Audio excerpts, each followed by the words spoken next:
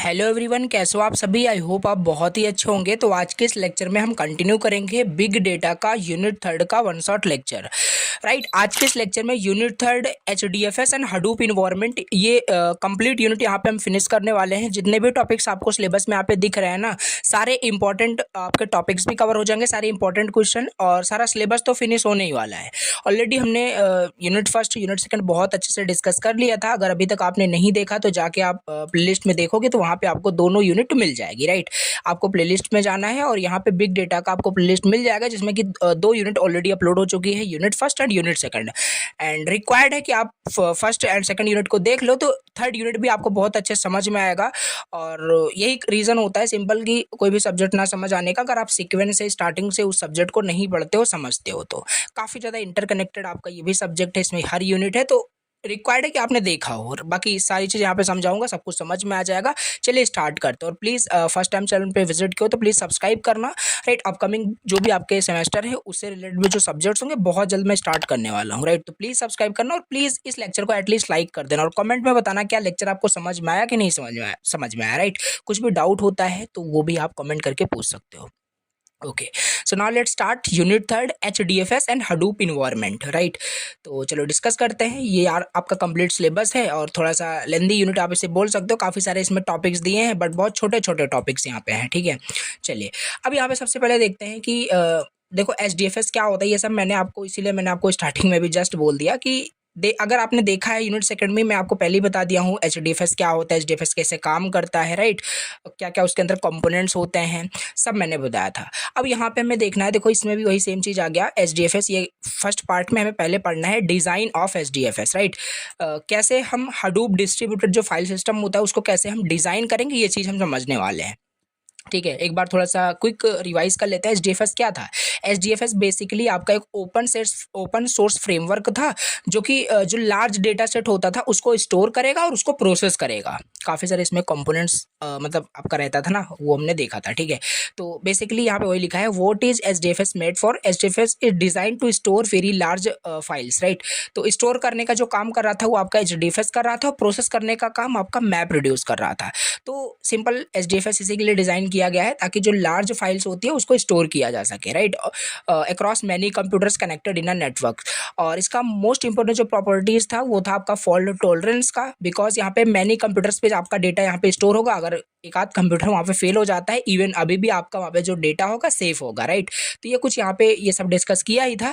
बाकी अभी यहाँ पे हम समझते हैं डिज़ाइन ऑफ एचडीएफएस। मोस्ट इंपॉर्टेंट है, मार्क कर लो, 7 मार्क्स में पूछा जाता है। राइट, तो क्या क्या इसके अंदर पार्ट्स होते हैं, अब उन्हीं चीज़ को यहाँ पे हमें समझना और उसको कैसे डिज़ाइन करते हैं। तो मेन पार्ट्स क्या होता है एचडीएफएस डिज़ाइन में। तो पहला उसमें आपका था नेम नोड और दूसरा आपका डेटा नोड था, आपको याद होगा। अब यहाँ पे जो एक्चुअल हम बात कर रहे हैं, जो आपका डेटा लार्ज जो फाइल्स है जो स्टोर होगा वो कहाँ स्टोर हो रहा था, बताया था आपको, डेटा नोड में हो रहा होगा। एक्चुअल जो डेटा स्टोर होता है वो डेटा नोड में होता है। राइट, और इस डेटा नोड जो ब्लॉक है, राइट, जो आपका लार्ज फाइल है उसको स्प्लिट करके जो ब्लॉक होता है वो ब्लॉक आपका डेटा नोड में स्टोर होगा। अब हर ब्लॉक का जो इन्फॉर्मेशन होता है वो इन्फॉर्मेशन आपके इस नेम नोड के अंदर स्टोर होता है, मास्टर ब्रेन जिसे हम बोल सकते हो। ठीक है, वही लिखा होगा यहाँ पे simple, store the file names and the location of the blocks. वो इन्फॉर्मेशन है, does not store actual data. Actual data तो इसमें स्टोर होता है। तो यही सब यहाँ पे लिखा हुआ है। Name node and data node ये आपके पार्ट्स होते हैं, मेन पार्ट्स होते हैं। और भी यहाँ पे है ब्लॉक्स, रेप्लिकेशन, क्लाइंट, ये सब यहाँ पे हम डिस्कस कर लेते हैं। सिंपल यहाँ पे ब्लॉक्स क्या है, वही जो लार्ज फाइल आपका था उसे स्प्लिट किया जाता था, हमने देखा था वहाँ पे। ठीक है, तो इक्वल साइज पार्ट्स में उसे स्प्लिट किया जाएगा और उसी को हम ब्लॉक्स कहते हैं। राइट, और इसका डिफ़ॉल्ट साइज क्या था, 128 MB और 256 MB आपका डिफ़ॉल्ट साइज था वहाँ पे। राइट, और यही जा करके आपके डेटा नोड में स्टोर होता है। अब रिप्लिकेशन मतलब वही कि उसका उसका जो कॉपी है अदर कंप्यूटर्स पे, अदर नोड में भी स्टोर होगा। राइट, यही तो बेनिफिट है इसका एचडीएफएस का जो फॉल्ट टॉलरेंस का है। मान लो एक कंप्यूटर आपका सही से काम नहीं कर रहा है, अदर कंप्यूटर काम कर रहा होगा, वहाँ पे हम अपना डेटा को क्या कर पाएंगे, रिकवर कर पाएंगे। तो यहाँ पे वही सिंपल लिखा है, सेफ्टी बैकअप के लिए रिप्लिकेट किया जाता है डेटा को, ये सारी चीज़ें हैं। राइट, और क्लाइंट मतलब यूज़र, वही जो उसको यूज़ कर रहा है, जो इंटरेक्ट कर रहा है हडूप डिस्ट्रीब्यूटेड फाइल सिस्टम के साथ। राइट, वो क्लाइंट हो गया। तो ये कुछ पार्ट्स होते हैं एचडीएफएस डिज़ाइन में। जब हम एचडीएफएस की बात करते हैं तो ये सारी चीज़ें वहाँ पे आ जाती है, कंपोनेंट सब आ जाते हैं। ठीक है, तो ये याद रखना, एक्सप्लेन करना है। राइट, अगेन यहाँ पे फिर से आ गया कैसे एचडीएफएस आपका काम करता है, यहाँ पे भी मेंशन किया गया है। तो देखो, व्हेन यू स्टोर अब फाइल जैसे आपको कुछ मान लो फाइल स्टोर करना है, कोई लार्ज फाइल है, देखो लार्ज फाइल होना चाहिए, कोई स्मॉल फाइल ऑलरेडी है तो उसका प्रोसेस आपको पता था। एचडीएफएस क्या करता है, उसको पहले स्प्लिट करेगा ब्लॉक्स में। जब ऑलरेडी वो स्मॉल फाइल है तो ब्लॉक्स में कैसे डिवाइड होगा, तो large file set, large data set होना चाहिए। तो उसका स्टेप क्या होता था कि फाइल स्प्लिट होगा आपके ब्लॉक्स में, फिर वो नेम नोड डिसाइड करेगा वेयर ब्लॉक स्टोर को, कहाँ पे वो स्टोर होगा। Blocks are stored on the data node, वो स्टोर होगा, फिर वहाँ पे रिप्लिकेट हो रहा होगा। देखो शॉर्ट में लिखा हुआ है, ये अपने आप में टॉपिक पूछा जाता है कैसे ये एचडीएफएस काम करता है। 7 मार्क्स के अंदर बताया था, यूनिट सेकंड में इन डिटेल मैंने डिस्कस किया हुआ है। ओके, नोट्स आपके पास सारा रहेगा ही, तो उसको जा करके आप देख भी सकते हो। ठीक है, तो ये हो गया स्टोर का हमने देखा। और रीड का भी इस तरीके से है, जैसे रीड करना है आपके अपने फाइल्स को, तो आप क्या करोगे, सिंपल नेम नोड आपको ब्लॉक का लोकेशन देगा, क्योंकि ब्लॉक का ईच ब्लॉक का जो लोकेशन है वो नेम नोड के पास होता है, राइट। तो ये चीज़ें हैं। अब यहाँ पे देखते हैं क्या बेनिफिट होता है या एडवांटेज आप बोल सकते हो एचडीएफएस का। टू द पॉइंट लिखा हुआ है, you can describe in detail, आप डिस्क्राइब कर सकते हो। बाकी बेनिफिट इसका ये है कि ये स्टोर करता है ह्यूज फाइल्स को, वही बता रहा हूँ, लार्ज डेटा सेट होना चाहिए, लार्ज फाइल होना चाहिए, उसको ये स्टोर करता है, राइट।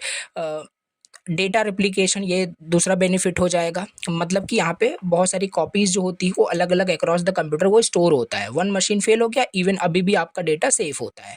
लो कॉस्ट हार्डवेयर, ये भी एक आपका बेनिफिट है। रन करता हूँ ना नॉर्मल चीप कंप्यूटर पे ये काम करता है, आसानी की बहुत कॉस्टली हार्डवेयर की रिक्वायरमेंट है। ऑटोमेटिक रिकवरी भी one of the benefits of HDFS हो सकता है। स्केलेबल है, डिस्ट्रीब्यूटेड सिस्टम है। तो these are the points which you have to remember in the benefits of the HDFS, right, कि क्या क्या बेनिफिट्स होता है एचडीएफएस का। ठीक, अब इसके चैलेंजेस भी देख लेते हैं। देखो कंबाइन करके यहाँ पे टॉपिक वाइज मैंने राइट डाउन किया हुआ है as a notes, short notes बना करके। बाकी कंबाइन करके क्वेश्चन आ सकता है कि एचडीएफएस क्या होता है, कैसे काम करता है, इसका डिजाइन प्रोसेस बताइए 7 मार्क्स में।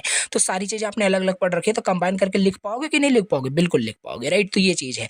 अब इसका चैलेंजेस भी देख लेते हैं। चैलेंजेस ऑफ एचडीएफएस, ये भी काफ़ी देखो इजी है।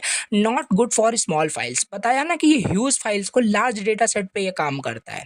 ऑलरेडी फाइल्स जब आपकी स्मॉल है तो स्प्लिट कहाँ कर पाएगा उसे ब्लॉक्स में, सो ये चैलेंजेस हो जाएगा। नॉट रियल टाइम, राइट, ये रियल टाइम पे काम नहीं करता। Works better for a batch not instant processing, तो रियल टाइम पे ये बेस नहीं होता। नीड्स टेक्निकल सेटअप हो गया। Depends on the network, requires monitoring. ठीक है, तो ये कुछ चैलेंजेस इसके हैं, इसको आपको याद रखने हैं, राइट। अब इसके बाद हम अगला यहाँ पे टॉपिक डिस्कस करते हैं। तो ये एचडीएफएस में इतना यहाँ पे था, बेसिकली हमने देख लिया कि कैसे काम करता है, इसका डिज़ाइन प्रोसेस क्या और ये कैसे काम करता है, इन डिटेल इसे मैंने प्रीवियस यूनिट में डिस्कस किया था, राइट। अब यहाँ पे देख लेते हैं फाइल साइज क्या होता है एचडीएफएस में और ब्लॉक साइज का मतलब क्या होता है। ठीक है, देखो फाइल साइज इन एचडीएफएस का सिंपल मतलब होता है HDFS is made to store very large files, like पता ही है आपको कि जो लार्ज डेटा सेट है, लार्ज फाइल्स है, उसे स्टोर करने के लिए एचडीएफएस को बनाया गया है, सिंपल, राइट।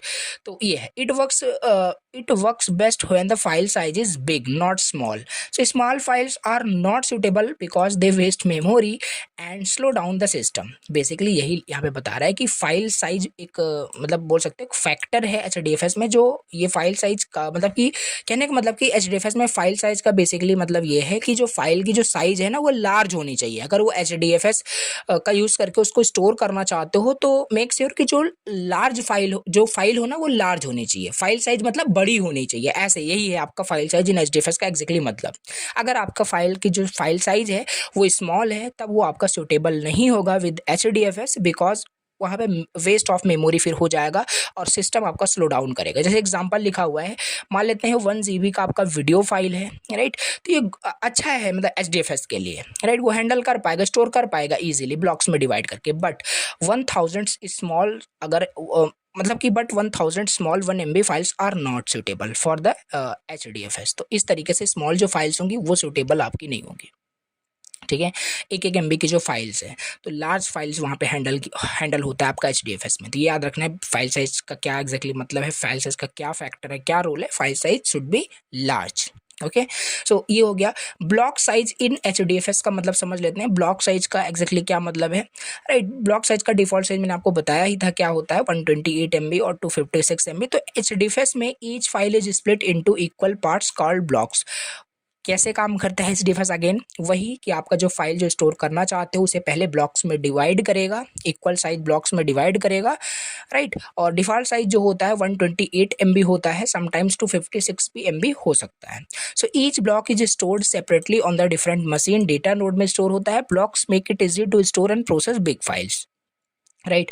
तो जैसे एग्जांपल यहाँ पे दिया है, 300 MB फाइल दिया हुआ है, इसको स्प्लिट कर दिया गया 3 ब्लॉक्स में। Block 1 128 MB, block 2 128 MB, block third 44 MB, right. तो ओवरऑल आपका क्या हो जाएगा, ये 300 MB बिल्कुल हो जाएगा, राइट। तो इस तरीके से इसे डिवाइड किया जाता है। तो ब्लॉक साइज इन HDFS का ये मतलब होता है, ठीक है। तो ये एज अ शॉर्ट नोट आपको समझ में रखना है कि क्या है इसका डिफॉल्ट साइज क्या होता है, ठीक है। अब यहाँ पे देख लेते हैं नेक्स्ट की ब्लॉक अब्स्ट्रैक्शन का मतलब क्या होता है, right. What is block abstractions in HDFS, right. तो इसे देख लेते हैं। देखिए अब्स्ट्रैक्शन का मतलब आपको पता है कि नहीं, बिल्कुल। अब्स्ट्रैक्शन मतलब कि कोई चीज़ जैसे हाइड की गई हो, इंटरनल डिटेल कुछ हाइड की गई हो, ऐसा, राइट। अब ब्लॉक अब्स्ट्रैक्शन का मतलब समझते हैं एग्जैक्टली HDFS में क्या होता है। In HDFS files are not stored as one big piece, right? Instead, each file is broken into fixed size parts called blocks. This breaking into blocks is called block abstraction. कहने का यहाँ पे खाली मतलब इतना है कि जो फाइल्स स्टोर होती है HDFS में, राइट, वो इक्वल ब्लॉक्स में वो डिवाइड होता है, बेसिकली फिक्स्ड साइज पार्ट्स में, मतलब ब्रेक डाउन होता है, राइट। और इसी चीज़ को, इसी प्रोसेस को ब्लॉक अब्स्ट्रैक्शन कहा जाता है। HDFS ट्रीट करता है एवरी फाइल को as a set of blocks को, नॉट एज अ होल। जैसे कोई एक बड़ी फाइल है, जैसे एग्जांपल यहाँ पे दिया है, समझ में आएगा। और उस बड़ी फाइल को HDFS में क्या हुआ कि उसको ब्रेक कर दिया गया डिफरेंट उसको ब्लॉक्स में, राइट। हर जो ब्लॉक्स होगा वो फिक्स्ड साइज में होगा, राइट। फिक्स्ड साइज पार्ट्स में डिवाइड किया जाएगा, आइदर वो 120 MB का हो सकता है या 256 MB का हो सकता है। और दिस ब्रेकिंग, और ये जो हम ब्रेक कर रहे हैं इनटू ब्लॉक्स में, जो हम इसे ब्रेक कर रहे हैं, ये इसी प्रोसेस को जो हम ब्रेक कर रहे हैं उसे ब्लॉक्स में, इसे ही हम ब्लॉक अब्स्ट्रैक्शन कहते हैं।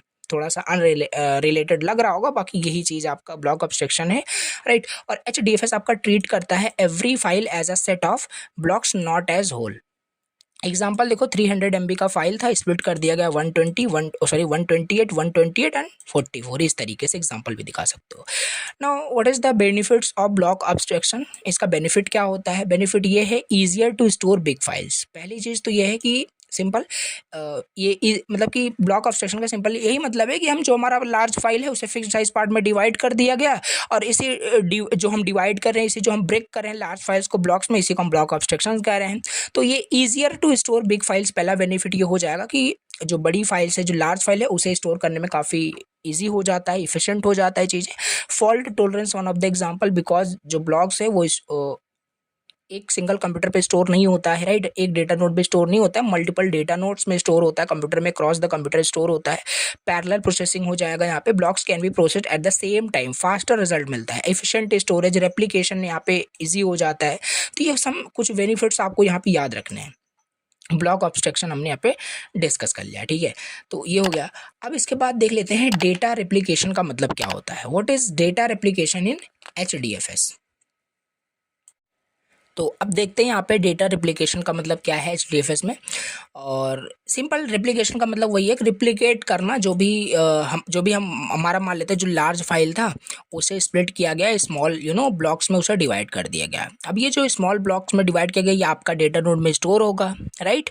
अब वो डेटा नोड में स्टोर होगा तो वन ऑफ द आपका वहाँ पे प्रॉपर्टी क्या था HDFS का? फॉल्ट टॉलरेंट का, राइट। फॉल्ट टॉलरेंट कैसे होगा? जब आपका वो डेटा मल्टीपल कंप्यूटर्स पे स्टोर होगा, मल्टीपल डेटा नोड में स्टोर होगा, तो वो रिप्लिकेट होता है डेटा। वही यहाँ पे कहने का मतलब है डेटा का कॉपी होना, right. In HDFS every block of a file is copied multiple times, this is called replication. Okay, so by default each blocks, by default क्या होता है कि जो हर ब्लॉक होता है वो स्टोर होता है 3 times on a different machine, यानी वही डेटा नोड में, राइट। बाय डिफॉल्ट ये दिया गया 3 टाइम्स वो स्टोर होगा डिफरेंट मशीन्स पे। This helps in the data safety और फॉल्ट टॉलरेंस, वही प्रॉपर्टी अचीव हो रही है यहाँ पे बेसिकली, राइट। तो क्यों रेप्लिकेशन इंपॉर्टेंट है, क्यों ये कॉपी किया जा रहा है डिफॉल्ट टाइम, मतलब इतना 3 टाइम्स क्यों मल्टीपल कंप्यूटर्स पे स्टोर किया जा रहा है? ताकि हमारा डेटा सेफ रहे। मान लो एक कंप्यूटर, अगर आपका डेटा एक कंप्यूटर फेल हो गया तो डेटा इवन अभी भी तो सेफ है। तो system keeps working without stopping, faster access होता है, राइट। HDFS रीड करेगा फ्रॉम द नियरेस्ट जो कंप्यूटर होगा वहाँ से डेटा आपको लाके दे देगा। ऐसा होता नहीं है जैसे कि बेसिकली आपका भी जो डेटा होता है, सोशल मीडिया का जो भी डेटा होता है, multiple across the world wide वो आपके डेटा को डिफरेंट डिफरेंट जो भी कंपनीज है वो स्टोर आपके करके रखती हैं, राइट। और जब भी आपको डेटा की रिक्वायरमेंट होती है तो नियरेस्ट डेटा सेंटर से आपका डेटा आपको दे दिया जाता है, राइट।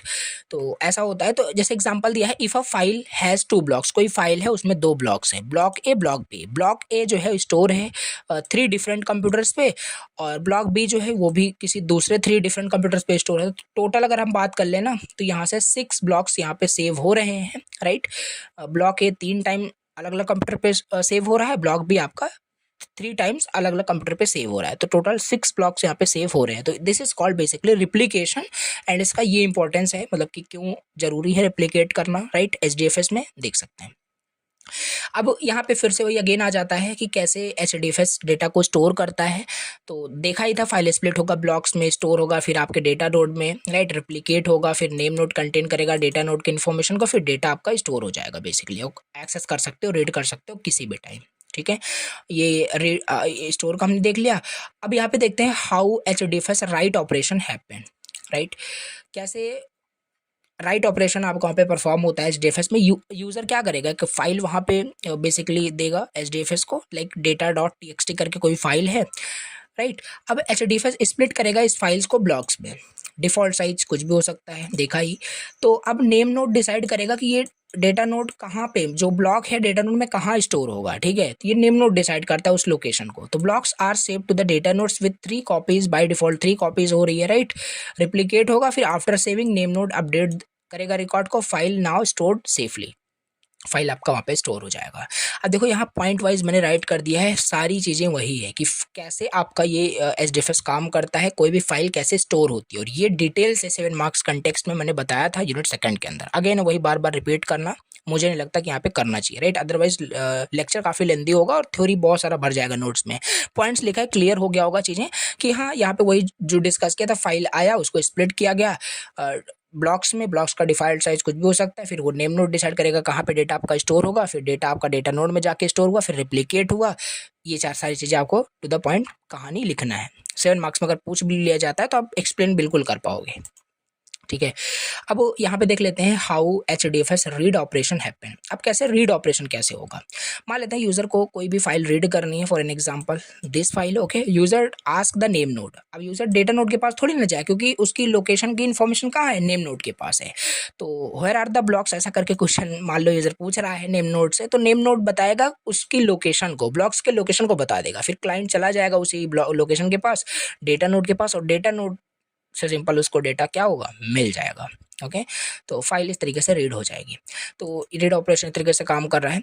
तो ये हमने read operation and write operation देखा कि एचडीएफएस में कैसे होता है। ये काफ़ी ज़्यादा इंपॉर्टेंट था, ठीक है। जो भी हम यहाँ पे समझ रहे थे, डेटा रेप्लिकेशन और ये एब्स्ट्रैक्शन वगैरह जो भी एचडीएफएस से रिलेटेड था, बहुत इंपॉर्टेंट है, इसे अच्छे से आपको पढ़ लेना है।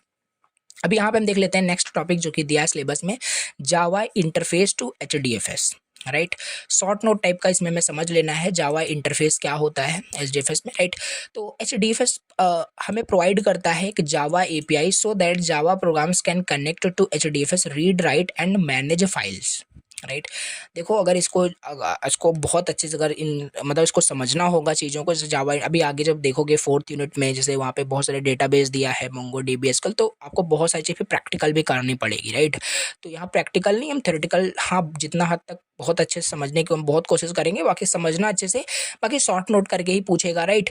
और जहाँ ज़रूरत होगी वहाँ पे मैं आपको कुछ कोड भी दिखाऊंगा जिससे आप चीज़ें समझ पाओ और अच्छे से, राइट। अब जावा इंटरफेस टू एचडीएफएस पूछ रहा है, तो कहने का मतलब यहाँ पे खाली इतना है, जो एचडीएफएस है वो प्रोवाइड करता है कि Java API, application programming interface, so that Java programs can connect to HDFS, जैसे कि जो जावा का प्रोग्राम है वो कनेक्ट हो सके एचडीएफएस से रीड राइट करने के लिए, बेसिकली फाइल्स को मैनेज करने के लिए। Using the Java interface you can write code to upload a files. अब जो हम बात कर रहे थे राइट कैसे करोगे, इन सारे ऑपरेशन को राइट ये सब जावा प्रोग्राम के हेल्प से जावा इंटरफेस का यूज़ करके यहाँ पे किया जाता है, ठीक है।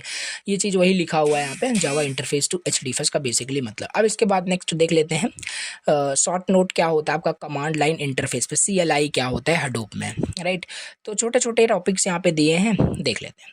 तो क्या होता है आपका कमांड लाइन इंटरफेस, CLI का मतलब क्या होता है, राइट। देखो CLI basically command line interface in Hadoop is a way to talk to HDFS using simple text command. कुछ नहीं, आपके लैपटॉप में भी जो क्या होता है, जो CMD होता है, कमांड प्रॉम्प्ट होता है, it is you can say कि जस्ट लाइक CLI ही आप बोल सकते हो, कमांड लाइन इंटरफेस। जिस टर्मिनल में, जिस प्रॉम्प्ट में आप, जिस विंडो में क्या कर सकते हो, आप कमांड को डाल सकते हो, एंटर कर सकते हो। और यही है CLI भी, बस यही एक इंटरफेस है। जैसे देखो नाम से क्लियर हो रहा है, कमांड लाइन इंटरफेस एक इंटरफेस है जो यूज़र को कनेक्ट करा रहा है HDFS से, ताकि वो कमांड को एंटर कर पाए और डिफरेंट डिफरेंट चीज़ें वो कर पाए, अपलोड कर पाए, फाइल्स को रीड कर पाए, डिलीट कर पाए, डाउनलोड कर पाए फाइल्स को। ये सारी चीज़ें एबिलिटी हमें प्रोवाइड करता है कौन, कमांड लाइन इंटरफेस, राइट। आपको भी पता है आपके लैपटॉप में भी जो CMD है, कमांड प्रॉम्प्ट है, उससे भी डिफरेंट डिफरेंट चीज़ें कर सकते हो कि नहीं, वो भी it is a just type of a command line interface, आप बिल्कुल बोल सकते हो।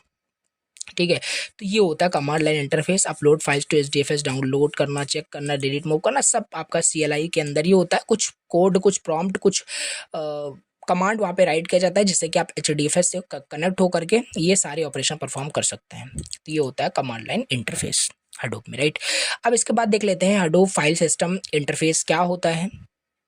ठीक है, देखो Hadoop file system interface simple, it is like a bridge that lets Hadoop works with the different types of file system. Okay, Hadoop file system interface का basically मतलब ये है कि जो डिफरेंट टाइप्स के फाइल्स जो होते हैं ना, उसको उसको हैंडल करने के लिए ये आपका Hadoop फाइल सिस्टम आपका होता है, right. It helps Hadoop to read and write files not only from HDFS but also from local file system, right. Cloud storage पे जो भी डेटा होता है या डेटाबेस से जो भी डेटा होता है, उसको भी ऑल्सो ये आपका Hadoop file system interface handle करता है। कहने का मतलब है जो Hadoop फाइल सिस्टम इंटरफेस होता है, it is just like a एक interface, it is like a bridge, जो हमें ये मतलब एबिलिटी प्रोवाइड करता है कि हम डिफरेंट टाइप्स के फाइल सिस्टम को भी यहाँ पे स्टोर कर सकें। नॉट ओनली कि हम CLI का यूज़ करके हम फाइल्स वहाँ पे अपलोड करें, हमारे लोकल से फाइल सिस्टम पे भी, जो कंप्यूटर में जो लोकल फाइल सिस्टम है, उसको भी ये क्या कर पाएगा, रीड राइट कर पाएगा।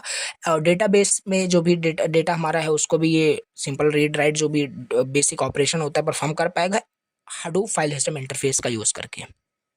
ठीक है, तो ये होता है बेसिकली। ठीक है, अब इसके बाद फिर से again most important topic mark कर लीजिए, राइट। मैं बता भी दे रहा हूँ आपको जो जो यहाँ पे मोस्ट इंपॉर्टेंट है, राइट, बहुत ज़्यादा इंपॉर्टेंट है। क्या होता है आपका डेटा इंजेक्शन, क्या होता है, इसके टाइप्स बताइए, टूल्स बताइए, चैलेंजेस बताइए। कंबाइन करके पूछेगा 7 मार्क्स के अंदर, सब बताना पड़ेगा यहाँ पे। और यहाँ पे मैंने काफ़ी कंसाइज तरीके से सब कुछ एक्सप्लेन किया है, और ये चीज़ आपको इन डिटेल से एक्सप्लेन करनी है, बाकी कंसेप्ट समझ लीजिए। ठीक है, so what is data injection, data injection क्या होता है। ठीक है, सो डेटा इंजेक्शन का बेसिकली मतलब होता है कि bringing data into a system like Hadoop from the different places, like copying data from a database, website और a sensor into Hadoop so it can be stored and analysed, right. Clear हो गया, काफ़ी easy तरीके से लिखा है। तो data injection का बेसिकली मतलब यही है कि जो डेटा है, जिस जो भी स्टोर करना है, जो एनालाइज करना है आगे, राइट। तो अभी फिलहाल HDFS हम देख रहे हैं, तो इसमें स्टोर ही करना होगा। तो जो भी डेटा मान लेते हैं हमें स्टोर करना है, राइट, तो ये क्या करता है, तो ये डेटा को अलग अलग इन्वायरमेंट से ला करके स्टोर करने की एबिलिटी हमें प्रोवाइड करता है। डेटा इंजेक्शन का मतलब ये होता है, मतलब कि यही bringing data into a system like Hadoop from different places, अलग अलग इन्वायरमेंट से। वो में भी हो सकता है डेटाबेस से, आपके लोकल सिस्टम से, क्लाउड स्टोरेज से आपका डेटा वहाँ पे आके स्टोर हो रहा होगा। तो वही यहाँ पे देखो लिखा हुआ है, राइट। ये हो गया।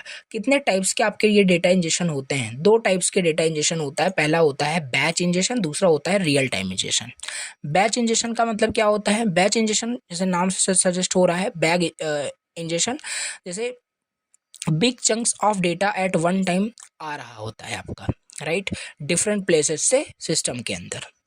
तो ये होता है batch injection. Okay, batch injection. Okay, so real time injection क्या होता है, data comes in a continuously and, right, जैसे कि लाइव स्ट्रीमिंग में जो भी डेटा आपका आ रहा होता है, राइट, डिफरेंट डिफरेंट प्लेसेस से जो अपडेट होता है लाइव स्ट्रीमिंग में, जो भी यूजर्स का काउंट होता है, तो लाइव होता है, तो वो रियल टाइम चीज़ें होती है, राइट।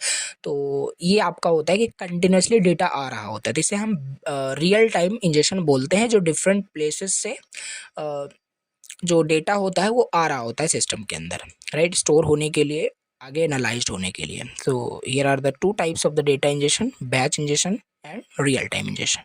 नाउ क्या क्या टूल्स यूज होता है, राइट। डेटा इंजेक्शन में जो हम बात कर रहे हैं डिफरेंट प्लेसेस से जो भी डेटा आएगा, राइट, इसमें दो टूल्स यूज़ होता है। एक तो आपका फ्लूम करके है और दूसरा स्कोप करके है, राइट। ये दो टूल्स यूज़ होते हैं। अब देखो, दोनों टूल्स बस वही काम करेगा, डिफरेंट प्लेस से जो भी डेटा आएगा उसे सिस्टम में स्टोर करेगा। कैसे? जो फ्लूम होता है ये एक टूल है आपका, लाइव डेटा को हैंडल करता है। जो भी लाइव डेटा आ रहा होगा, रियल टाइम इंजेक्शन का एक आप टूल बोल सकते हो फ्लूम को। और स्कूप क्या होता है? ये आपका होता है, ये आपका एक टूल होता है for moving data from the database. ये डेटाबेस से जो डेटा होता है उसको मूव करता है, राइट। आई होप समझ में आ रहा होगा। तो ये डेटा इंजेक्शन क्या है समझ में आ गया, इसके टाइप्स और इसके टूल्स भी हमने डिस्कस कर लिए। अब इसके कुछ चैलेंजेस भी देख लेते हैं। चैलेंजेस मीन्स वही कुछ इश्यूज प्रॉब्लम जो फेस हम कर सकते हैं। So data comes to fast to handle. Yes, पहला आपका चैलेंज ये है कि डेटा बहुत फास्ट भी आ सकता है जो हैंडल ही ना किया सके। मैनी डिफरेंट डेटा फॉर्मेट, अलग अलग डेटा फॉर्मेट होते हैं। मिसिंग और रॉन्ग डेटा भी हो सकता है। ह्यूज डेटा साइज, अगर बहुत डेटा का जो साइज है बहुत ज़्यादा ह्यूज है, राइट, लार्ज है, तो सिस्टम आपका स्लो हो जाता है। तो ये चैलेंजेस हो सकते हैं, राइट।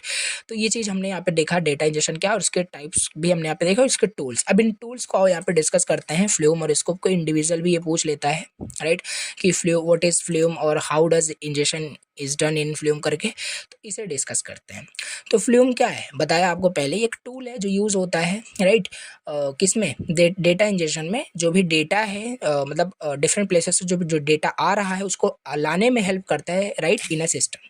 तो वही लिखा है कि ये लाइव डेटा को बट हैंडल करता है। रियल टाइम जो डेटा होता है उसे ये ब्रिंग करता है, नहीं कि ये टूल होता है जो यूज़ होता है डिफरेंट प्लेसेस से जो भी डेटा, रियल डेटा जो आ रहा है हडूप में, वो किसकी हेल्प से आ रहा है? फ्लूम एक टूल होता है उसकी हेल्प से, specially log data from the website, apps और सर्वर्स।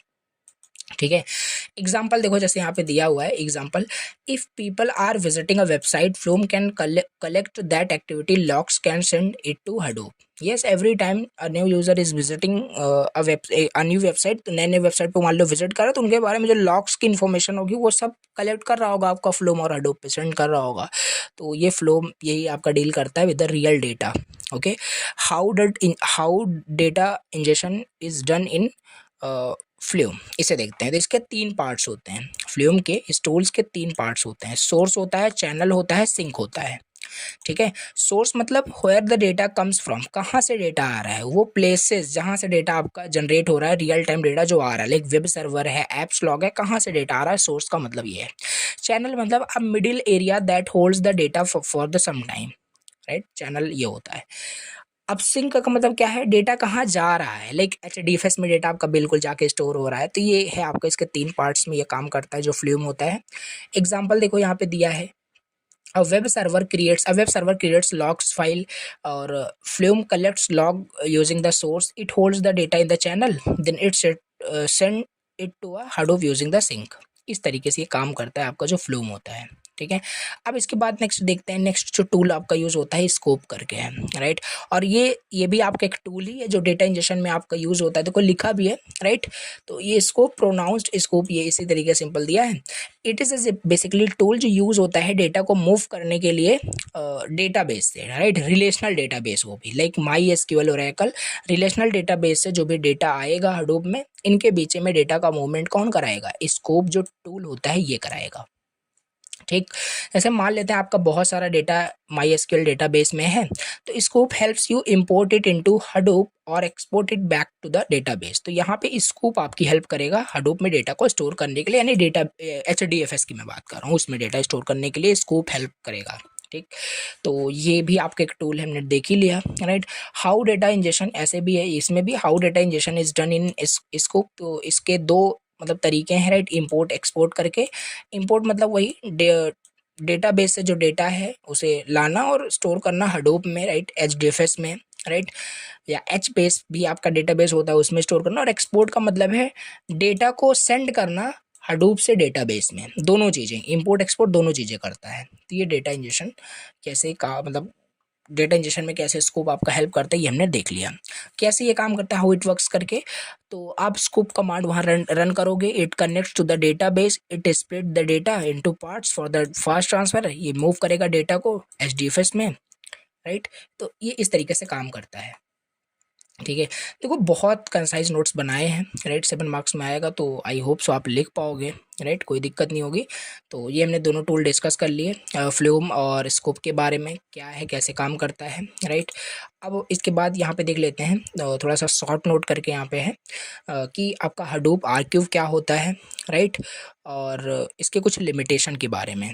तो Hadoop archives are used to combine many small files into one big files, right. तो ये होता है, देखो ये आपने इंस्टाग्राम पे स्टोरी आप डालते होगे तो आपको ये और एक फीचर मिलता है आर्क्यू करने का, या आर्च्यू क्या बोलते हैं इसे, प्रोनाउंसिएशन जो भी हो, आर्क्यू इसे बोलते हैं सिंपल।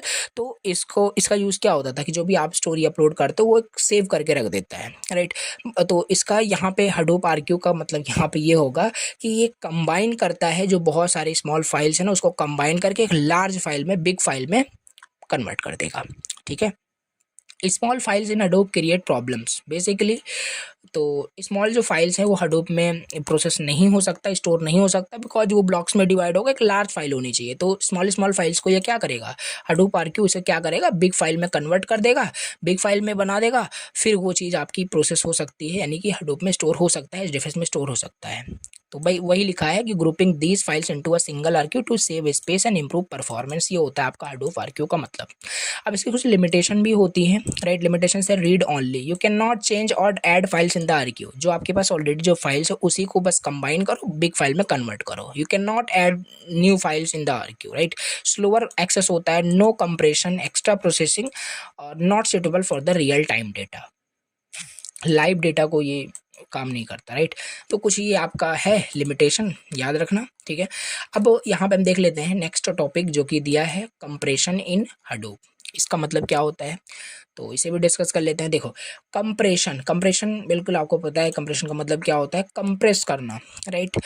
किसी भी फाइल को कंप्रेस करना जिससे वो लेस स्पेस मतलब ले रहा हो। कंप्रेशन देखो दो बेसिकली, अगर अलग कंटेक्स्ट में देखोगे तो लॉसी, लॉसलेस, काफ़ी सारी चीज़ें होती है डेटा कंप्रेशन अगर हम देखेंगे तो, राइट। यहाँ पे हमें हडूप के कंटेक्स्ट में देखना है, बाकी सेम मीनिंग होती है। कंप्रेशन का मतलब बेसिकली यही है कि फाइल को स्मॉलर कर देना so that they use less space और move faster in the system, right.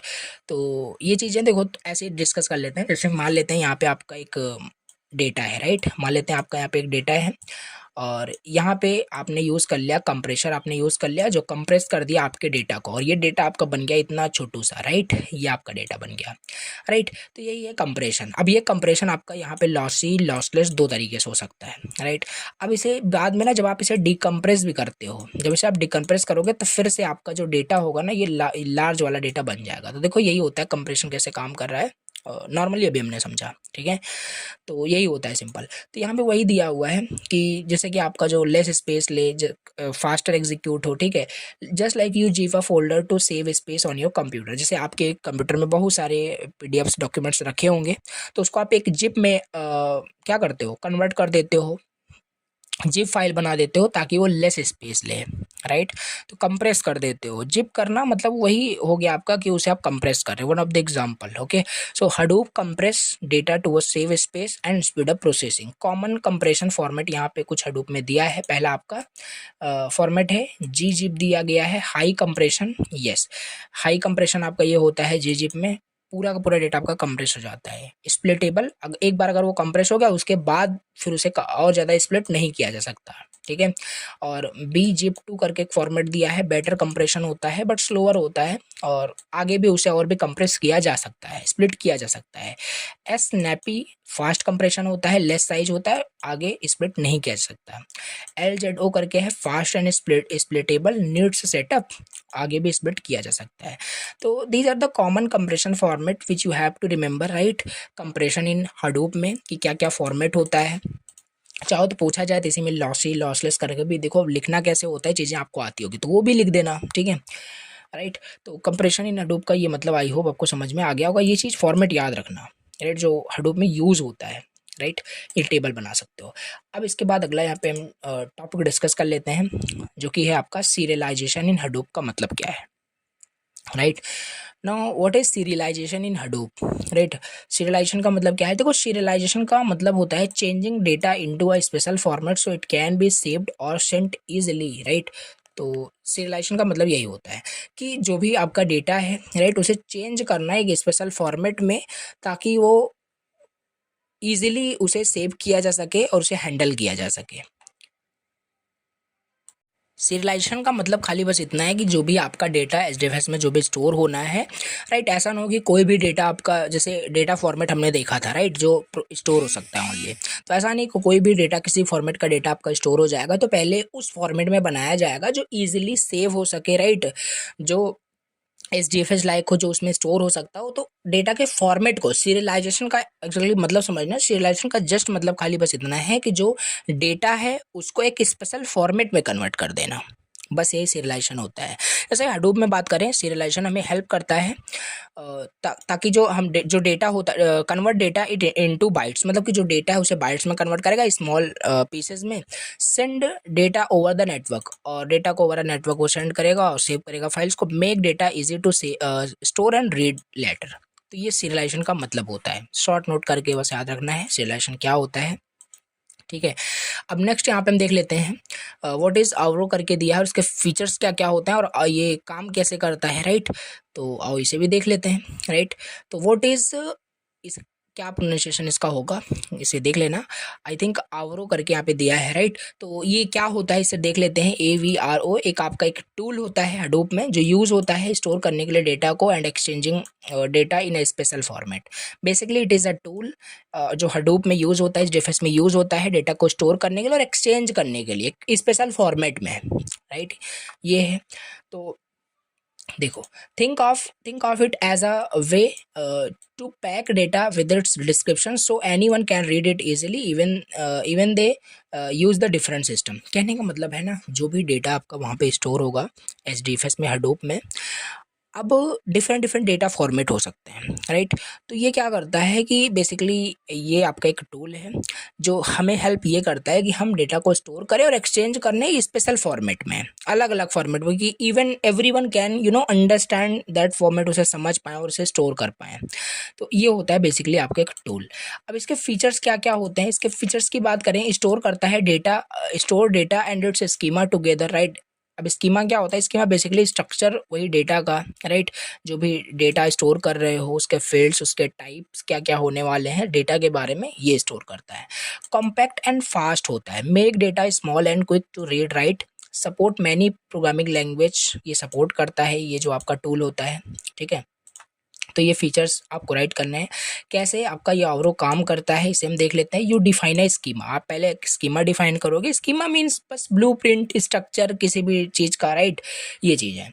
तो लाइक अ ब्लूप्रिंट ये तैयार करेगा, डिफाइन करेगा for your data, example name, age, city जो स्टोर होने जा रहा है। अब it uses this schema to convert data into a compact binary format। क्या कर रहा है, इसको पहले हमने देखा है स्पेशल फॉर्मेट में क्या करेगा, कन्वर्ट करेगा। तो यहाँ पे वही यहाँ पे है बाइनरी फॉर्मेट में, इसे कॉम्पैक्ट बाइनरी फॉर्मेट में क्या किया, इसे कन्वर्ट कर दिया जो भी डेटा था आपका राइट। ये जो डेटा था आपका बाइनरी फॉर्मेट में कन्वर्ट कर दिया। Data and schema are stored together और सेपरेटली बट लिंक्ड राइट, ये आपस में लिंक्ड होते हैं। when you read the data, Auro uses the schema to understand and decode it correctly। if you change the schema later, add a new field, Auro can still read the old data without errors। I hope ये समझ में आ रहा होगा कैसे ये काम कर रहा है राइट। इसे लाइन टू लाइन रीड करोगे समझ में आएगा। पहले स्कीमा बताया गया, अब वो जो स्कीमा था औरों ने उसको यूज़ करके उसे कन्वर्ट कर दिया कंपेयर्ड बाइनरी फॉर्मेट में। फिर जो डेटा स्कीमा था वो डेटा और स्कीमा अलग अलग वहाँ पे स्टोर कर दिया गया, बट आपस में वो लिंक मतलब थे राइट। जैसे आपने देखा होगा कि बेसिकली अपने प्राइमरी की फॉरेन की के बारे में पढ़ा है, कैसे वो लिंक होते हैं दो टेबल आपस में राइट, उसी तरीके से कुछ काम कर रहा है। जब आपको डेटा को रीड करना होगा तो ये यूज़ करेगा स्कीमा को और अंडरस्टैंड करेगा, फिर उसे अंडरस्टैंड और डिकोड करेगा उस स्कीमा को, और डेटा को फिर बेसिकली आप रीड कर पाओगे। ठीक है, तो ये आपका बेसिकली याद रखना, ये आपका एक टूल होता है storing and exchanging data in A special format, इसके फीचर्स और ये काम कैसे करता है। ठीक है, अब यहाँ पे हम देख लेते हैं क्या होता है आपका क्लस्टर। ये स्टार्ट करते हैं राइट, नेक्स्ट टॉपिक जो कि है क्लस्टर क्या होता है, क्लस्टर स्पेसिफिकेशंस और डिफरेंट चीज़ें यहाँ पे हमें डिस्कस करनी है। देखो, तो यहाँ पे देख लेते हैं क्लस्टर स्पेसिफिकेशंस क्या होता है। तो क्लस्टर का मतलब क्या होता है right, what is cluster. Cluster in Hadoop means कि a group of connected computer called nodes that works together to store and process data, उसी को हम क्लस्टर कहते हैं। कुछ नई चीज़ नहीं आ गई यहाँ पे, बहुत सारे यहाँ पे कंप्यूटर हैं, बट यहाँ पे एक कोई कंप्यूटर नहीं है, ग्रुप ऑफ यहाँ पे कनेक्टेड कंप्यूटर है, आपस में कनेक्टेड है। जब वो आपस में कनेक्टेड है, जब वो आपस में काम कर रहे हैं, works together to store and process big data, तो उसी को हम एक क्लस्टर बोल रहे हैं बस। अब क्लस्टर स्पेसिफिकेशंस का मतलब ये है कि what kinds of computer and setup we need in the cluster, ये होता है क्लस्टर स्पेसिफिकेशंस। और इस तरीके से क्लस्टर को बनाने में, ग्रुप ऑफ कनेक्टेड कंप्यूटर्स को बनाने में क्या क्या हार्डवेयर हमें लगेगा, क्या क्या सॉफ्टवेयर सेटअप वहाँ पे लगने वाला है, इसी को हम क्लस्टर स्पेसिफिकेशंस कहते हैं। ठीक है, अब क्लस्टर स्पेसिफिकेशंस में क्या क्या हो सकता है, मतलब क्या क्या चीज़ें, इस तरीके से अगर हमें ग्रुप ऑफ मतलब क्लस्टर में बनाना है तो क्या क्या चीज़ें लगेगा। सिंपल सी बात है यार, हमें नंबर ऑफ नोड्स लगेंगे, बहुत सारे कंप्यूटर वहाँ पे होने चाहिए। ठीक है, जो क्लस्टर में इन्वॉल्व होंगे, रैम होना चाहिए, मेमोरी होना चाहिए वहाँ पे, ठीक है, और स्टोरेज होना चाहिए, सेकेंडरी स्टोरेज यहाँ पे हार्ड डिस्क होना चाहिए, सीपीयू होना चाहिए, नेटवर्क होना चाहिए जिससे वो कनेक्ट हो पाएंगे, मास्टर एंड स्लेव होना चाहिए।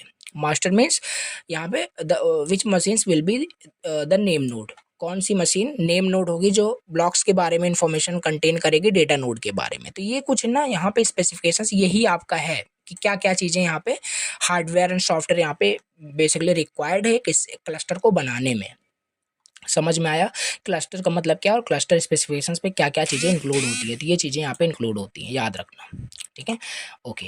अब यहाँ पे देख लेते हैं कैसे हम क्लस्टर को सेटअप करेंगे और इंस्टॉलेशन कैसे करेंगे, और थोड़ा सा यहाँ पे थ्योरेटिकल इसको अच्छे से समझना है हमें, राइट। चीज़ें अगर देखोगे तो आपको बुक्स में, अदर नोट्स में देखोगे तो बहुत सारा कोड मिलेगा, बाकी एग्जाम में अगर ये थ्योरी पूछी जाती है तो आप स्टेप्स आपको सही से पता रहेगी तो आप लिख पाओगे।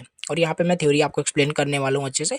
अब जैसे यहाँ पे दिया है हमने क्लस्टर समझ लिया, क्लस्टर में क्या क्या स्पेसिफिकेशंस हो सकते हैं, बहुत सारे number of nodes, networks, RAM, storage, right, और नेम नोड, डेटा नोड किस कंप्यूटर को बनाएंगे वो सब वहाँ पे हम डिस्कस करते थे, राइट। ऊपर हमने स्पेसिफिकेशन में देख लिया।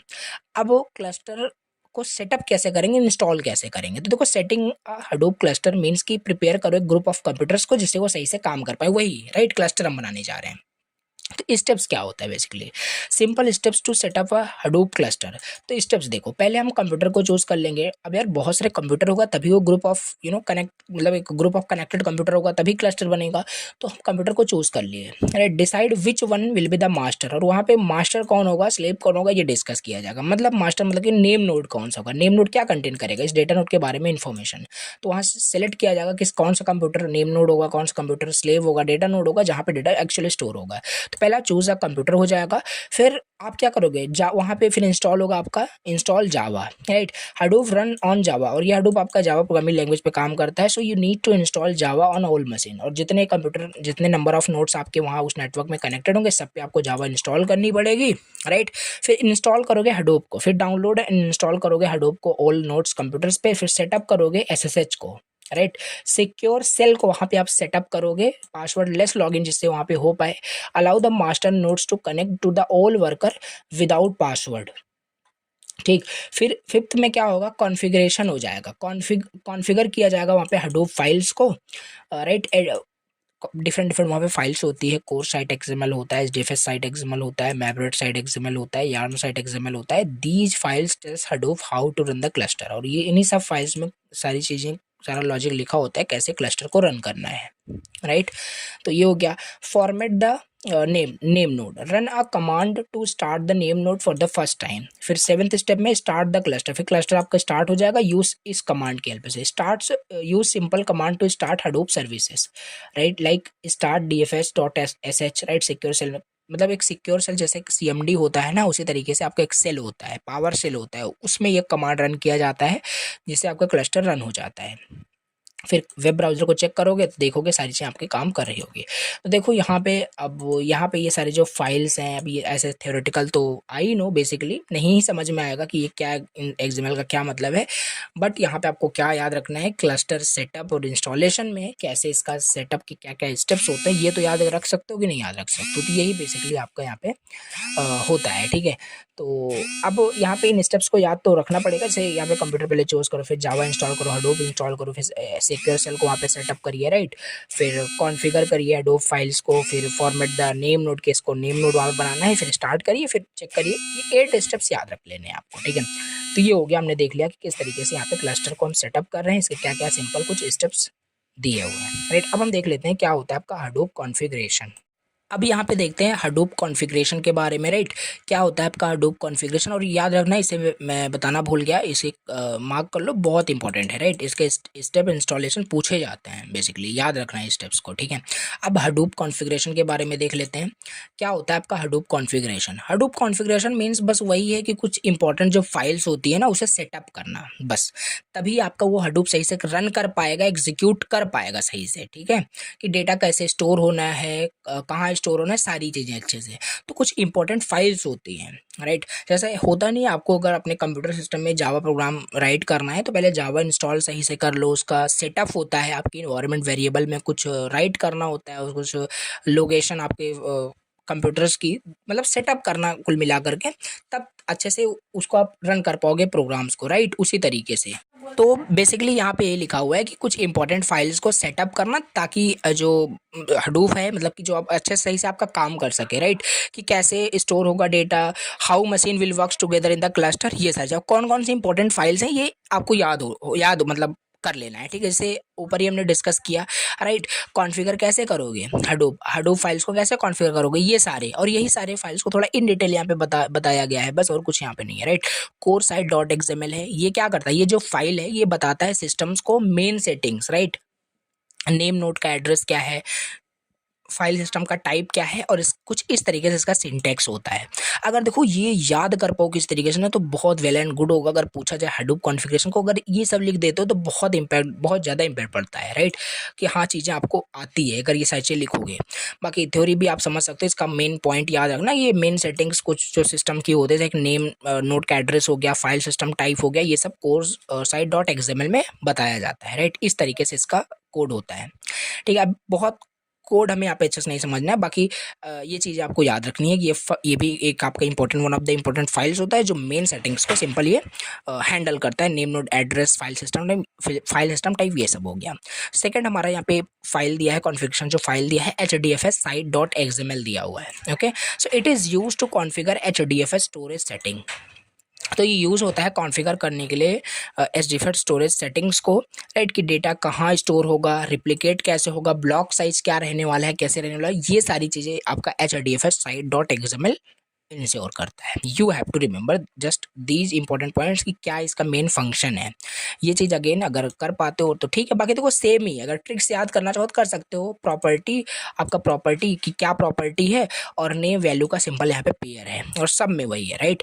तो ये है। अब थर्ड यहाँ पे अगर फाइल के देख लें तो मैपरेट साइट डॉट एक्सएमएल होता है, ये कॉन्फ़िगर करता है मैप रिड्यूस सेटिंग को। जो मैप रिड्यूस आपका प्रोसेस करेगा, उस डेटा को आगे एनालाइज करेगा, तो उससे रिलेटेड जो भी सेटिंग्स होती है इस मैपरेट साइट डॉट एक्सएमएल में आपका स्टोर होता है, इस तरीके से, right. Okay, now yarn site dot XML यहाँ पे होता है, it controls the yarn setting, right. तो रिसोर्स मैनेजमेंट आपका ये यार्न होता ही है। तो रिसोर्स को मैनेज करने की जो भी सेटिंग्स होती है इस एक्सएमएल फाइल में राइट होती है, राइट, लिखी होती है। रिसोर्स मैनेजर होता है एंड नोड मैनेजर, रोल्स, जैसे एग्जांपल यहाँ पे ये दिया हुआ है, राइट, आप देख सकते हैं। तो ये प्रॉपर्टी नेम वैल्यू इस तरीके से आपका यार्न साइट डॉट एक्सएमएल में कुछ कोड लिखा होता है, राइट। तो ये आई होप आपको समझ में आ गया होगा। देखो ये चीज़ें बस आपको याद रखनी है, हडूप कॉन्फ़िगरेशन में कितने इंपॉर्टेंट यहाँ पे फाइल्स दिया हुआ है, राइट। तो ये हमने देख लिया, और अब इसके बाद देख लेते हैं कि क्या होता है आपका security in Hadoop, right. Hadoop में सिक्योरिटी कैसे होगी, मेन सिक्योरिटी के क्या क्या फीचर्स होते हैं, ये सब हम देख लेते हैं। देखो सिक्योरिटी का मतलब क्या है कि वही सिंपल डेटा को प्रोटेक्ट करना, जो भी क्लस्टर में जो भी डेटा आपका स्टोर मतलब हो रहा है, राइट, अनऑथराइज्ड एक्सेस से। अब एक लाइन यहाँ पे लिख दिया था, ऐसे एक लाइन ही थोड़ी ना लिखना, अगर पूछा जाए तो इन डिटेल बता सकते हो, राइट। तो यही है हडूप सिक्योरिटी का मतलब, protect data stored in the cluster from the unauthorised access, ठीक है। मेन सिक्योरिटी क्या क्या फीचर्स यहाँ पे दिए हैं, पहला हमारे पास भैया यहाँ पे ऑथेंटिकेशन है, ऑथराइजेशन है, इंक्रिप्शन है, ऑडिट लॉग्स है। एक ही लाइन में यहाँ पे मैंने डिस्कस किया, इन डिटेल से बता सकते हो। ऑथेंटिकेशन मतलब कि who is trying to access Hadoop, right. तो ये होता है आपका ऑथेंटिकेशन का मतलब ऑथेंटिकेट करना, कि बेसिकली आप एक्सेस करना चाहते हो तो आप कौन हो, राइट, कि आप परमिट पर्सन हो कि नहीं, ऑथेंटिकेट करना ये चीज़। ऑथराइजेशन मतलब कि decide what the user is allowed to do. यार देखो, इसको ऑथेंटिकेशन ऑथराइजेशन को एक थोड़ा सा इजी एग्जांपल से बताता हूँ। देखो, अगर आप जैसे अपने नेट बैंक जैसे एग्जांपल ले लेते हैं, कि कोई भी आप वेबसाइट पे आप लॉगिन करते हो, यूज़र नेम पासवर्ड आपसे मांगा जाएगा, तो यूज़र नेम पासवर्ड आप एंटर करो वहाँ पे, यूज़र नेम पासवर्ड वहाँ पे एंटर करोगे, अगर सही एंटर कर दिया तो ऑथेंटिकेट हो गए आप। ऑथेंटिकेट हो गए मतलब आप लॉगिन कर गए। गलत दोगे आईडी पासवर्ड, लॉगिन नहीं करोगे, ऑथेंटिकेशन आपका फेल हो गया। अब ऑथराइजेशन का फिर मतलब क्या होगा, राइट, तो ऑथराइजेशन का मतलब ये होगा कि एक बार अगर आपने लॉगिन कर लिया, राइट, ऐसा तो है नहीं कर एक बार आपने लॉगिन कर लिया तो आप बहुत सारी चीज़ें फिर वहाँ पे वेबसाइट में कर पाओगे, कुछ लिमिटेड चीज़ें होती है, आप लिमिटेड राउट को वहाँ पे हैंडल कर पाओगे। ट्राई टू अंडरस्टैंड, लॉगिन कर लिया तो आप वहाँ पे डॉट स्लैश जो पेमेंट वाला आपका राउट होता है उसे हैंडल कर पाओगे खाली, राइट, ऐसा नहीं डॉट एडमिन पे चले जाओगे, एडमिन पैनल को ओपन नहीं कर पाओगे। आई होप समझ पा रहे हो। तो ये ऑथेंटिकेशन ऑथराइजेशन इंपॉर्टेंट है, ये चीज़ आपको पता होना चाहिए, राइट, क्योंकि आपको आपको क्या चीज़ें अलाउ किए गए हैं करने के लिए, क्या आप रीड कर सकते हो, खाली राइट कर सकते हो, डिलीट कर सकते हो, या तीनों कर सकते हो, राइट, ये चीज़ें हैं। तो इनक्रिप्शन मतलब इनक्रिप्ट करना उसे, जो डेटा है सेफ एंड प्राइवेट में, राइट, ये चीज। ऑडिट लॉग्स में keeps a record of the user actions for the checking later. Hadoop security one line में make sure that only trusted user can use the system and the data stay safe है कि नहीं, basically, ठीक है। Security in Hadoop का मतलब ये होता है, ठीक है। अब यहाँ पे हम देख लेते हैं, थोड़ा सा 2 मार्क्स में ये पूछा जा सकता है कि डेलीगेशन टोकन क्या होता है, राइट, तो पता होना चाहिए बिल्कुल डेलीगेशन टोकन क्या है। देखो, अ delegation token is like a temporary, आप एक से की तरह बोल सकते हो, जो एक गिवन टू अ यूजर और application so it can access Hadoop services without logging in again and again, right, ये होता है delegation token. It is similar like कि जैसे होता नहीं है, आप विदाउट लॉगिन किसी भी ई कॉमर्स वेबसाइट पे जा करके आप अपने कार्ट में कुछ चीज़ें ऐड कर सकते हो, तो आप लॉगिन नहीं करोगे, राइट, उसी तरीके से कुछ आप एक टोकन बोल सकते हो, बेसिकली एक टेम्पररी की जो यूज़र और एप्लीकेशन को दिया जाता है ताकि वो हडूप सर्विसेज को बिल्कुल एग्जीक्यूट कर सके, एक्सेस कर सकें विदाउट लॉगिन, राइट, ये चीज़। तो इससे क्या होता है, फास्ट होता है, चीज़ें सेफ होता है और इजी होता है। Token works only for a limited time के लिए होता है, नो रिपीटेड लॉगिन वहाँ पे होता है, बार बार लॉगिन करना रिक्वेस्ट जाता है आपका, राइट, तो फास्ट सेफ और ईजी होता है। इसके फीचर्स की बात करें, डेलीगेशन टोकन समझ में आ गया होगा, टेम्पररी एक की होती है बस, राइट। जैसे यहाँ पे दिया है, आप मान लो एक बार लॉगिन किया हडूप में, आपको डेलीगेशन टोकन मिल गया।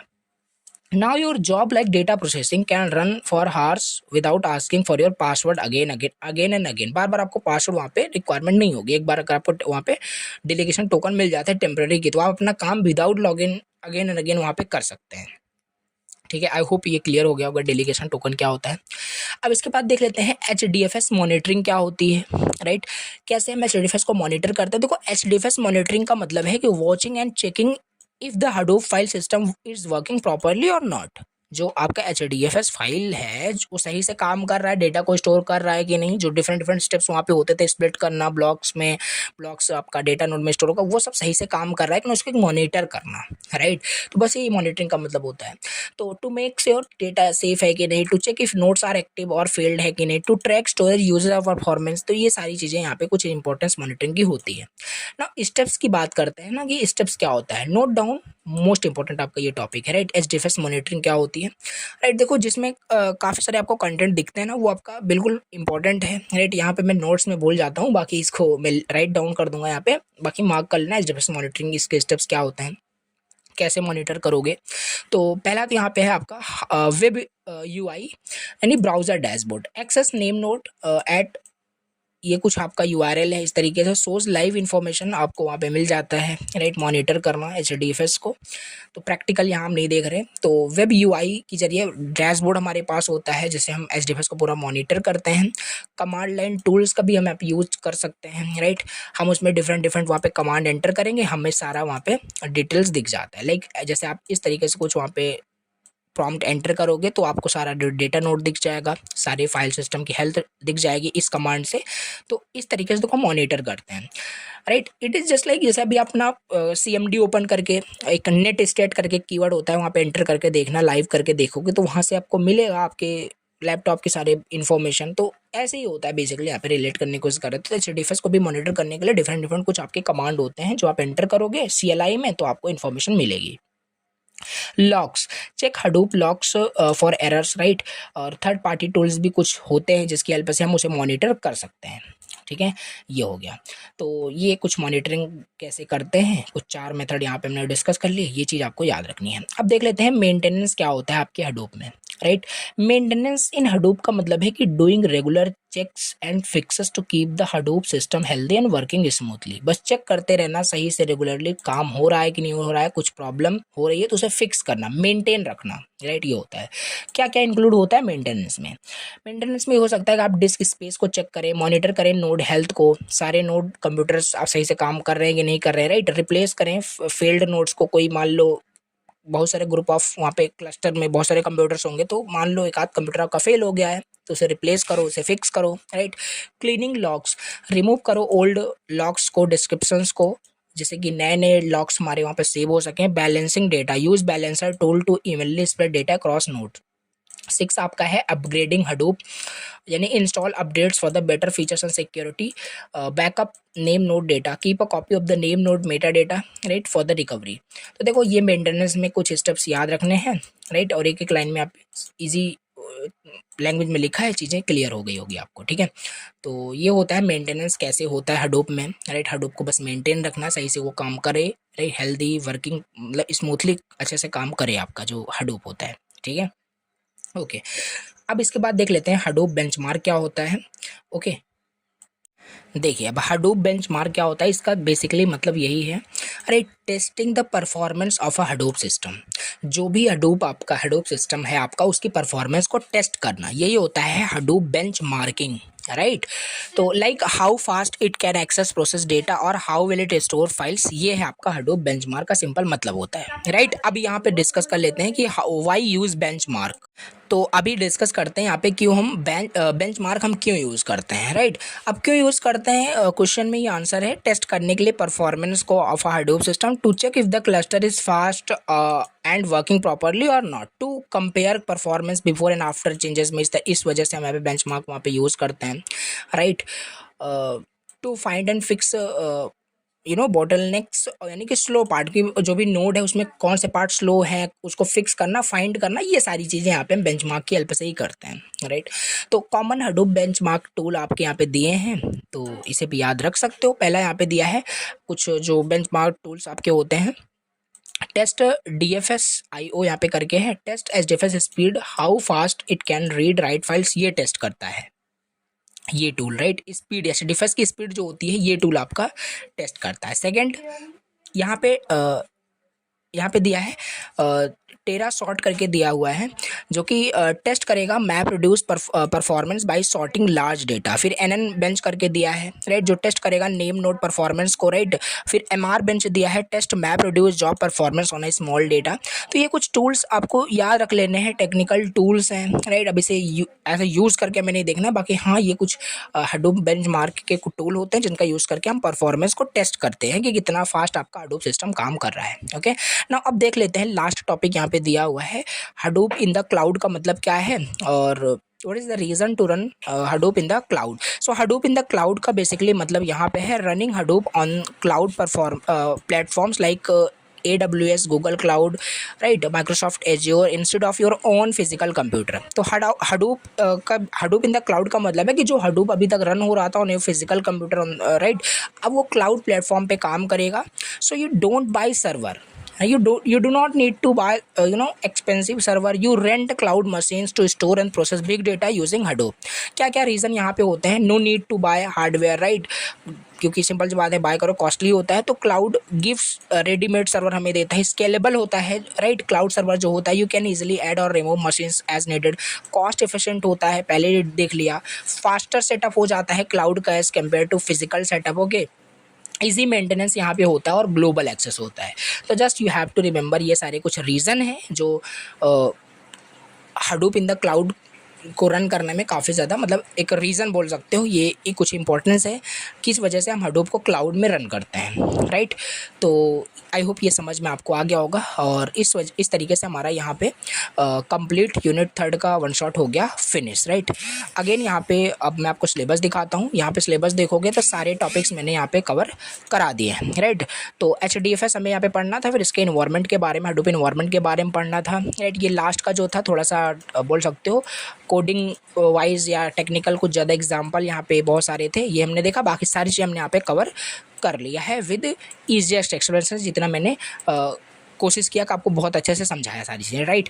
अब ये नोट्स भी आपको मिल जाएगा, राइट। सारे जो यूनिट के नोट है आपको टेलीग्राम पे मैं शेयर कर ही देता हूँ, व्हाट्सएप ग्रुप को भी आप ज्वाइन कर लीजिए, वहाँ पे भी मिल जाएगा।